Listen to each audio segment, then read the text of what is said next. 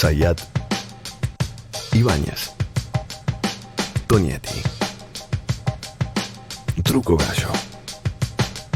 Hola, sean bienvenidos a Truco Gallo, el podcast sobre actualidad política y económica de Argentina. Este es un episodio muy especial. Este es el episodio número 100. Mi nombre es Daniel Tonietti y me acompañan capítulo a capítulo Alfredo Cuchu Zayat. Cuchu, ¿cómo estamos? Felicidades. Bien, muy bien. Felicitaciones a todos y a todos nuestros oyentes de podcast en este buenos días, buenas tardes, buenas noches para todos. Se completa el equipo con el alcalde de Conet, Pablo Totó Ibáñez. Felicidades también por el capítulo número 100, Totó. Igual para todos, hemos llegado a los 100, parecía lejano cuando arrancó esto hace casi un año, así que acá estamos. Buena semana para todos, saludos para todos y todas. Bien, comenzamos haciendo Truco Gallo, el podcast sobre actualidad política y económica argentina, que gracias a Dios es uno de los podcasts originales más escuchados de la Argentina,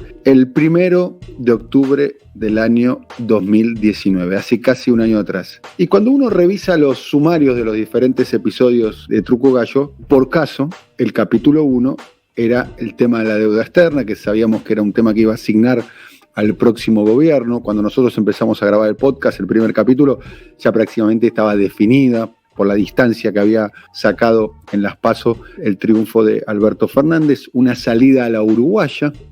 En aquel momento planteamos una alternativa que incluso la había hecho pública el entonces candidato Alberto Fernández. Un tema que para mí, inclusive si se quiere, se ha expandido en el tiempo y es un tema de actualidad, que dicho sea paso, lo hemos tocado en un capítulo hace algunas semanas atrás, que es el tema de la movilización, cómo se está movilizando la oposición, pandemia mediante. Claramente cuando empezamos a grabar los podcasts allá en octubre del año pasado, la pandemia no existía siquiera en nuestra imaginación, pero sí luego de una derrota muy clara en las primarias, y luego de quedar un poco groggy durante una semana, 2 semanas, Mauricio Macri comenzaba a realizar las movilizaciones en lo que se vio luego a futuro como una decisión a priori muy acertada, porque empezó a movilizarse. La primera movilización fue en Barrancas de Belgrano, era un barrio de clase media alta, muy macrista, donde el macrismo había sacado 63% de los votos. Era el barrio de la ciudad de Buenos Aires, un distrito que es muy afín al macrismo, por cierto, tanto es así que lo gobierna hace 4 periodos consecutivos, pero aún así sacó un porcentaje muy alto. Ahí en Barrancas de Belgrano, Macri imaginó la remontada que luego se termina confirmando en las elecciones semanas después. ¿Por qué? Porque de las PASO a las elecciones, y ahí hay una clave, Macri recupera o suma, más que recupera, 2 millones de votos, mientras que Alberto Fernández de las PASO a las elecciones logra sumar 200.000 votos, apenas el 10% de lo que fue su contrincante. La distancia había sido tan amplia durante las PASO que no le permitió recortar y Alberto Fernández luego terminó siendo presidente. Salida a la uruguaya, marcha en Barranca de Belgrano y ahí ya mostrando cierto comportamiento del ADN del macrismo de que se iba a movilizar. O sea, el macrismo ya marcaba en aquel momento la idea de que no iba a abandonar la calle como fuerza política. Y se lo vio. Y si uno podría imaginar que entre las PASO y las elecciones, Macri se movilizó más que la fórmula en aquel momento de la oposición de Alberto Fernández y Cristina Fernández. Y el tercer tema que tocamos en el primer capítulo es el tema del gabinete. Dicho sea paso, la información que nos traía en aquel momento Pablo Ibáñez, muy precisa porque casi que se terminaron de verificando todas las nominaciones en el gabinete. Un gabinete pre-pandemia, hay que decir. Y otro de los temas que atravesaron estos 100 capítulos de Truco Gallo, que está permanentemente, en el tapete, es el tema, sin duda alguna, de la pandemia. Un hecho que prácticamente no hay un argentino vivo, una argentina viva, un ser humano vivo que pueda relatar un hecho de las características similares a una pandemia de escala global. Hay que irse a la fiebre española de la segunda década del siglo pasado y para tratar de reconstruir una crisis de esta profundidad probablemente hay que irse a las últimas décadas del siglo XIX en la Argentina. O sea, estamos ante un hecho realmente, un hecho absolutamente inédito. creo que todavía no nos damos la dimensión del hecho porque todavía lo estamos atravesando. Bueno, estos son temas ahí que estuvieron subyacentes a lo largo de los 100 capítulos de Truco Gallo. Pablo. Déjame agregarte eso, porque vos mencionaste lo de Macri, aquel ADN de la movilización, un poco de antipolítica, un poco de cierta reacción, si se quiere, espontánea, porque antes de la movilización en Barracas de Belgrano hubo un sábado una concentración, en principio autoconvocada, a Casa Rosada. No sé si recordás que fue de alguna manera como el primer episodio de lo que después se instaló como campaña. Esa idea, también un Macri que empieza a tratar de constituirse, algo que todavía está en discusión, en el jefe de la oposición, de lo que él ya anticipaba, que era muy difícil dar vuelta a la elección, pero quedar lo más fortalecido posible para tener sobrevida más allá del cambio de gobierno. Un episodio, un hecho, una configuración que todavía está sobre la mesa y que ha tenido en este tiempo ramalazos de protagonismo, que ha aparecido con alguna carta, ha aparecido con alguna columna de opinión, haciendo algunas declaraciones, siempre con una postura hablándole a lo que es de alguna manera el sector más duro de ese universo del macrismo. Y también esto que mencionábamos, la prepandemia, la configuración del gabinete, y un interrogante que ha cruzado todo este tiempo y que se actualiza semana a semana, es la convivencia o cómo funciona este archipiélago político que es el Frente de Todos, con distintas tribus, con distintos sectores, la acumulación de jefaturas, con una vicepresidenta, lo que todos se sabe que tiene mucha más protagonismo, incluso adhesión social, que el propio presidente, con una configuración de espacios y de actores políticos que unos meses antes de competir juntos electoralmente estaban enfrentados, algunos de manera casi rabiosa, y cómo fue a partir de diciembre ese tránsito, la configuración del gabinete y lo que estamos atravesando en este tiempo, la construcción de la identidad presidencial, la idea germinal rápidamente archivada del albertismo, la disputa por la agenda y el protagonismo siempre presente, hasta dónde determinante o no en algunos aspectos de Cristina Fernández de Kirchner, y este avance, este proceso que fue vinculado con la convivencia del espacio en el marco de una pandemia, de una crisis y de una oposición que vale la pena recordarlo, vale la pena decirlo, logró atravesar casi sin fisuras, ¿sí? Más allá de alguna tensión, más allá de algún protagonismo un poquito más alto, este periodo de los primeros meses, incluso la primera etapa donde el presidente de la Nación, Alberto Fernández, tuvo niveles de adhesión absolutamente inéditos, y a pesar de eso, luego de una derrota electoral que no solo lo llevó a perder la Nación, sino que también lo llevó a perder la provincia de Buenos Aires, varios municipios del Gran Buenos Aires y demás, logró mantenerse unido hasta hoy y configura, ya estamos mirando claramente lo que dentro de un año, cuando estemos, vas a ver en qué episodio de Truco Gallo, vamos a estar discutiendo justamente la próxima etapa electoral, que va a ser justamente la del año que viene, donde se van a poner a prueba la convivencia de los dos espacios políticos que hoy nos detienen. Me parece que ahí está mirar cómo se ha comportado la oposición y cómo se ha comportado el oficialismo en este tiempo, nos pone a analizar también qué es lo que puede venir. En estos días, hoy es viernes, capítulo 100 que estamos grabando, en estos días volvió la idea, algo que en algún momento hablamos, y esta idea de la institucionalización del Frente de Todos, también un modelo a la uruguaya, al tipo el Frente Amplio, donde confluyen varios partidos, pero además la posibilidad de que Alberto Fernández se convierta en presidente del PJ, una idea que estuvieron impulsando varios dirigentes sindicales, gobernadores y demás, y que ahora vuelve a estar sobre la mesa en esta idea de decir, bueno, una jefatura demasiado dispersa, más allá del poder institucional que recae sobre la figura del presidente, esto que yo mencionaba hoy, el archipiélago, esta idea de un Frente de Todos que por momentos parece estar conformados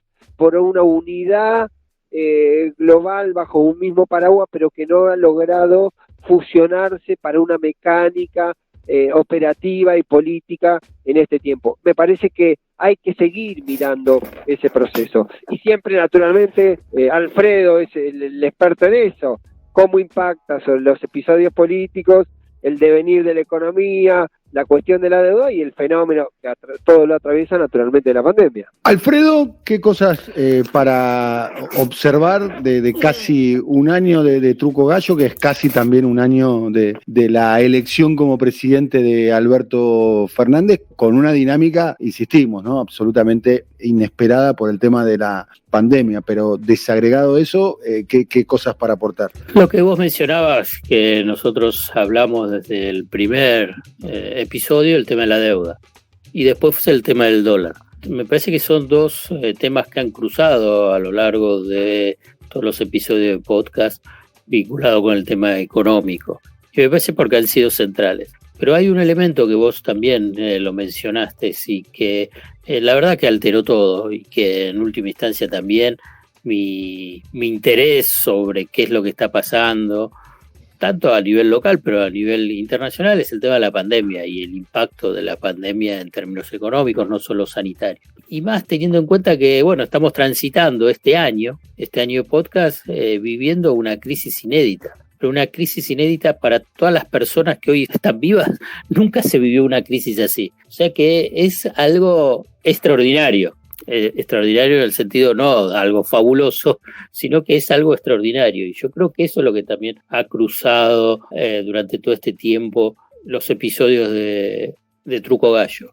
Y cuando tenemos que hablar específicamente con el tema de la deuda, a veces puede parecer para algunos un autobombo exagerado, pero la verdad que nosotros hicimos un seguimiento vinculado con el tema de la deuda muy preciso, alejándonos de todas esas movimientos, operaciones, lógicas vinculadas con los acreedores, y en muchos casos adelantándonos a algunos lineamientos que estaba planteando el gobierno. Y me parece que habla, por un lado, de lo que es el ejercicio pleno del periodismo, pero también de nuestro compromiso con todos los que nos están escuchando en Truco Gallo. Y me parece que eso yo creo que es un valor importante, porque si uno ve cómo fue la evolución del tema de la deuda, vos mencionabas que empezamos en octubre hablando del modelo uruguayo de reestructuración de la deuda, e incluso nosotros incorporamos el modelo ucraniano, que también estaba ahí en boga y estaba en discusión.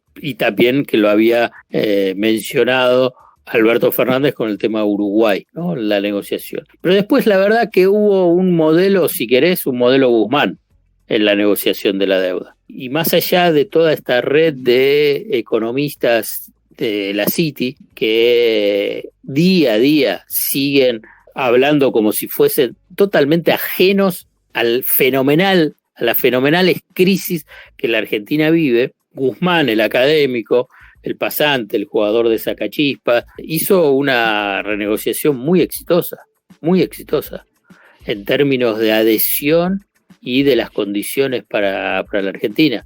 Ahora bien, ¿son las ideales? Y bueno, la verdad los ideales es que no pagarlo, porque ha sido un endeudamiento tan desaforado y hay tantas responsabilidades políticas y financieras que son ajenas a este gobierno y ajenas a la mayoría de la sociedad, que uno la primera reacción dice, bueno, que no se pague nada, más aún cuando estás viviendo en pandemia. En un escenario así tan complejo, y además una negociación realizada vía Zoom, cosa que no es menor cuando tenés que hablar con los piratas de Wall Street. Pues no son lobos, son piratas. Entonces me parece que es un punto que cuando pase el tiempo se verá que llegar al 99% de la adhesión de los acreedores, tanto del tramo local como el tramo extranjero, ha sido uno de, si no es hoy, el gran éxito económico del gobierno de Alberto Fernández. Y a la vez, simplemente para hacerlo como para puntualizarlo, el manejo del mercado cambiario uno no puede ponerlo en ese punto positivo, y más bien tira entre de mediocre a malo. Voy a agregar que nosotros, en realidad lo hiciste vos, Alfredo, hicimos un capítulo especial sobre el manejo del Banco Central. Y lo hicimos hace, si no me equivoco, hace como 3 meses atrás, ¿no? Donde planteábamos cómo se le estaba escapando la tortuga a los directivos del Banco Central con respecto al manejo cambiario, ¿no? Manejo cambiario y la relación con los bancos, en este caso también es con las relaciones con las corporaciones. Uno no conoce todo lo que está pasando en ese submundo financiero, pero los que están al frente sí, y si vos te encontrás que recién a los 8 meses advertís que las grandes empresas estaban endeudándose en pesos para comprar dólares en el oficial, para pagar deudas en el exterior, y ese es el principal vía de drenaje de dólares de las reservas, ¿cuál es la pregunta básica de alguien que no entiende nada, que no entiende nada, ni que sigue el tema financiero? La pregunta básica, porque además me lo han dicho, me lo han trasladado gente que no entiende nada. ¿Y pero por qué no lo hicieron antes? Claro, no la viste venir, que no la viste.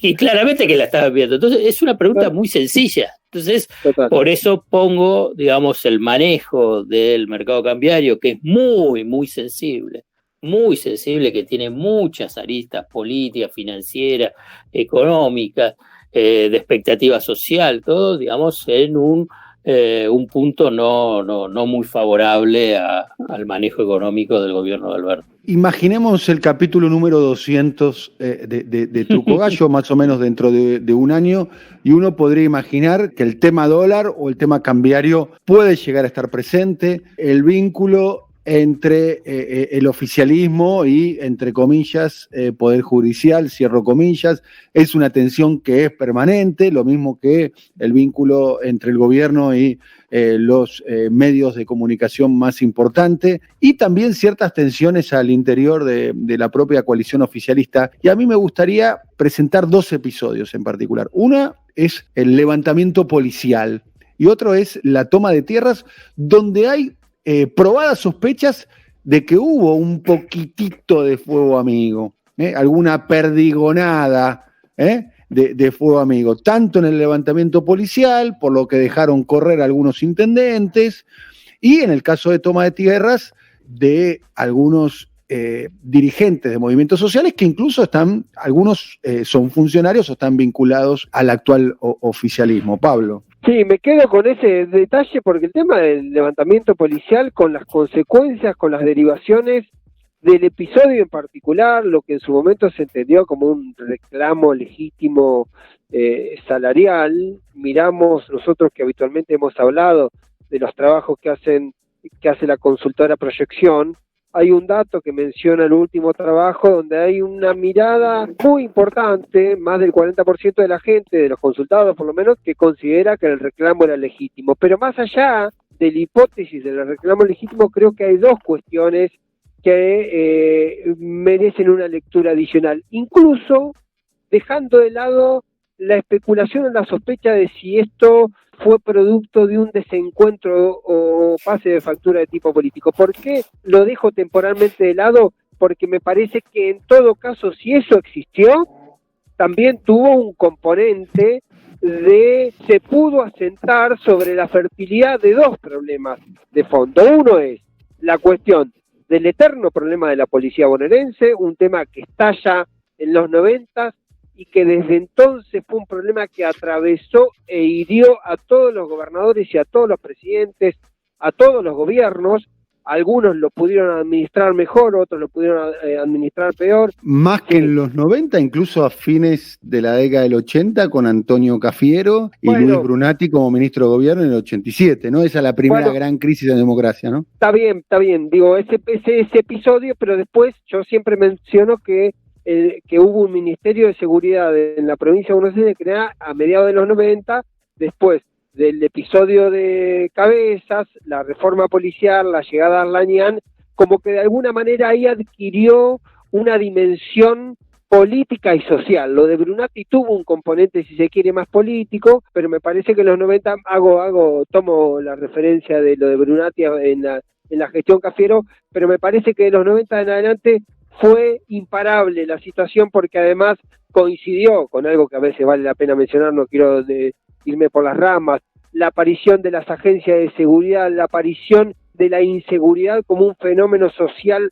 reflejado permanentemente en los medios, me parece que tuvo otra dimensión a partir de entonces, como episodio político y de hecho la cuestión de la policía y de la inseguridad. Pero además de eso, y ese es el otro detalle, estamos en un país, en un mundo muy tensionado, en una región con muchísimos conflictos de continuidades institucionales, y el episodio de la provincia de Buenos Aires con la policía, más allá de que después uno lo mira y pueden haber sido algunos loquitos, algunos sacados, digamos, que no eran del cuerpo de la policía y demás, siempre está, cuando encima uno después escucha a un senador hablar de que hubo fraude, escucha a un diputado nacional hablar de que hay que pasarle factura a aquellos que votaron al gobierno del Frente de Todos porque sabían que estaba Cristina, donde el expresidente dice en una carta que hay riesgo institucional por las medidas del gobierno. Quiero decir que en ese contexto de definiciones políticas, el levantamiento policial, lo dijiste y me quedó presente esa definición, no me acuerdo a quién citaste, pero esa idea de que todo levantamiento al principio piensa que va a ser un fracaso. Algunos funcionan. Uno ahora ve la película cerrada, la película terminada, pero uno no sabía si 3 días después del levantamiento policial se iba a sumar la policía federal, si iban a sumar gendarmería, si iban a sumar 15 policías del resto de las provincias, y podría haber sido un conflicto de otra dimensión. Ahora lo podemos ver hecho, consumado, y podemos decir lo que dejó, si hubo mirada de reojo de los intendentes, si Bernie apareció o no apareció, dicho por otro lado, también estuvo 3 días desaparecido, después reapareció, si fue un desafío a la figura del gobernador, que evidentemente tuvo que recurrir a la nación para tener los fondos para resolverlo, incluso con aquel episodio en la Quinta Olivos, ¿sí? Entonces me parece que en el contexto general, con un clima político muy denso, tuvo que ver, y no me parece que sea un hecho menor ahora, pasado el episodio, y la Argentina tiene una velocidad para devorarse situaciones, pero fue un episodio que en este proceso me parece que es de los más oscuros, de los más graves, a pesar de que haya terminado bien, ¿sí? A pesar de que haya terminado bien, pero todavía no hubo cesanteado, todavía el jefe de la policía sigue siendo jefe de la policía, entonces ahí me lo vuelvo a considerar a partir de hasta dónde el tema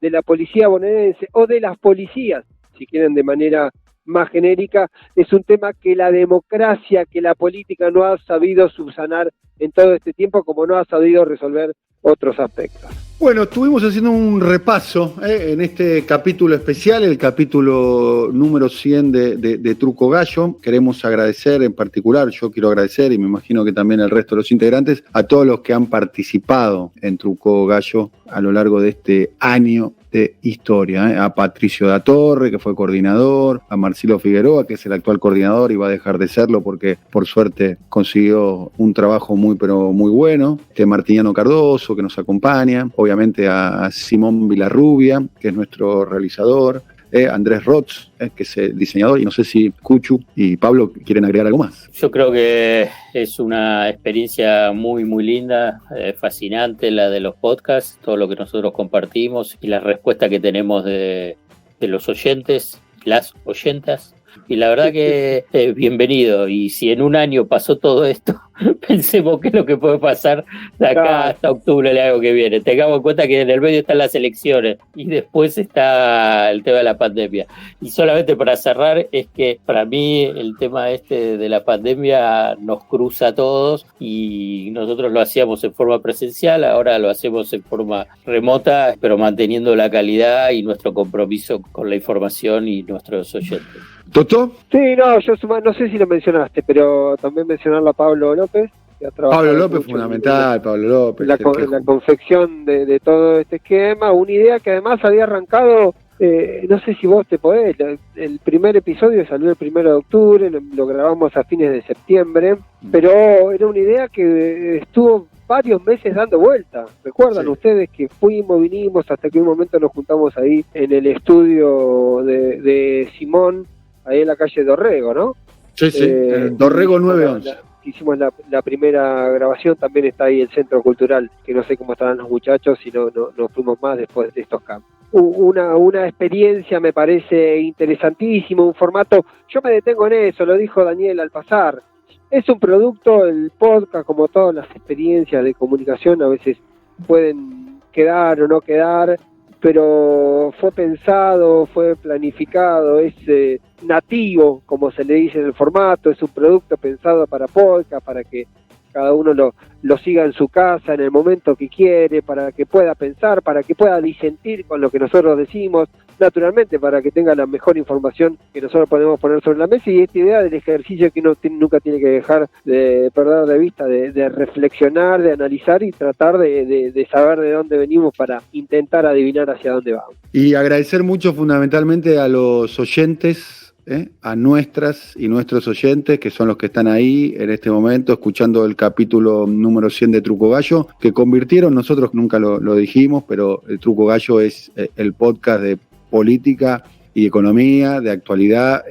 Si no es el más escuchado de la Argentina, es uno de los 2 o 3 más escuchados de la Argentina, y eso tiene que ver con la cantidad de oyentes que se fueron sumando, que sé que los van compartiendo con sus grupos de amigos, de amigas, con sus compañeros de trabajo, en los grupos de WhatsApp, en las redes sociales. Los oyentes comparten Truco Gallo, lo cual para nosotros es un enorme orgullo. Y bueno, y además descubrieron que el apodo de Zayat es Cuchu, y que Pablo Ibáñez es el alcalde de Gonet. Yo creo, reelección indefinida. Hay reelección indefinida en Gonet, ¿no? Sí. Yo creo que el dato más poderoso del podcast ha sido que me has dado un título nobiliario de duración indefinida, así que claro, acá estoy.